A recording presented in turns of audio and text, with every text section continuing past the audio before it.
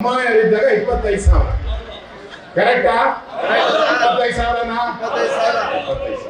ಈಗ 3.5. ಯಾರಪ್ಪ 3.5? ಅದು ಹಳೆ ರೇಟ್. ಅದು ಹಳೆ ರೇಟು 3.5. ಅದರಲ್ಲಿ ನೀವು ರಿಪೇರಿ ಆದ್ರೆ ನೀವೇ ಗಾಡಿ ಕೊಡ್ಬೇಕು. ಮೆಟಾಡೋರ್ ನಿಮ್ದೇ, ಕರೆಕ್ಟಾ? ಚಿಕ್ಕಬಳ್ಳಾಪುರ ಬಂದು ಅದು ರಿಪೇರಿ ಮಾಡಿ ವಾಪಸ್ ತಗೊಂಡು ಹೋಗ್ಬೇಕು ನೀವೇ. ಆಮೇಲೆ ಅರ್ಥಿಂಗ್ ಮಾಡ್ಬೇಕಲ್ಲ, ಅದಕ್ಕೆ ಇದ್ಲೂ ನೀವೇ ಕೊಡ್ಬೇಕು. ಇದ್ಲೂಗೂ ಗತಿ ಇಲ್ಲ ಇವ್ರ ಹತ್ರ.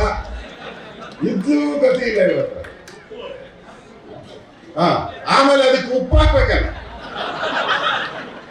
ಆ ಉಪ್ಪು ನೀವೇ ಕಾಸು ಕೊಡ್ಬೇಕು. ಉಪ್ಪಿಗೂ ನೀವೇ, ಇದ್ದಲಿಗೂ ನೀವೇ, ರಿಪೇರಿಗೂ ನೀವೇ. ಅದಂತೀರಾ 3.5 ಲಕ್ಷ ರೂಪಾಯಿ ಕೊಡಬೇಕು. ಈ ಮನೆ ಆಡ ಸರ್ಕಾರ ಇದು? ಮನೆ ಉದ್ಧಾರ ಮಾಡೋ ಸರ್ಕಾರನ ಇದು? ರೈತರ ಉದ್ಧಾರ ಮಾಡೋ ಸರ್ಕಾರನ ಇದು? ಮನೆ ಆಡೋ ಸರ್ಕಾರ ಇದು? ಏನ್ ಹೇಳಿದ್ರಿ ನೀವು?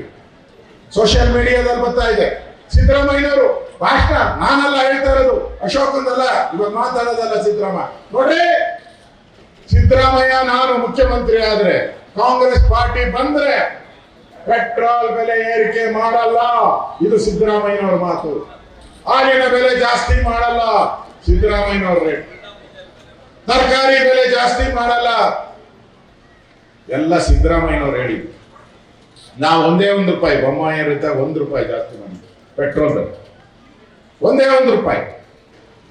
ಏನ ಸ್ಕೂಟರ್ಗಳನ್ನೆಲ್ಲ ಎತ್ಕೊಂಡು ಹೆಣ ಹೊತ್ಕೊಂಡು ಹೋಗುದು. ಸ್ಕೂಟರ್ಗಳನ್ನ ಹೆಣ ಹೊತ್ಕೊಂಡು ₹1 ಜಾಸ್ತಿ ಮಾಡಿದ್ರು. ಈಗ ನೀವು ₹3 ಮಾಡಿದ್ದೀರಲ್ಲ, ಏನು ಹೊತ್ಕೊಂಡು ಹೋಗ್ಬೇಕು? ಯಾರು ಹೊತ್ಕೊಂಡು ಹೋಗ್ಬೇಕು?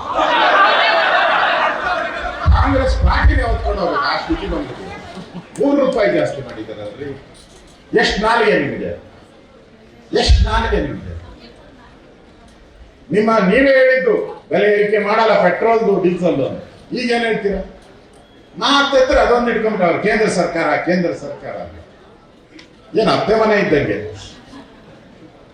ಇವಾಗ ಕೊಟ್ಟಿದ್ದೀರಿ, 3,000ಕ್ಕೂ ಹೆಚ್ಚು ಹಣ ಕೊಟ್ಟಿದ್ದೀರಿ ರೈತರಿಗೆ ಬರ ಪರಿಹಾರಕ್ಕೆ ಕೊಡಿ ಅಂತ. ಇನ್ನ ಕೊಡಕ್ಕಾಗಿಲ್ಲ.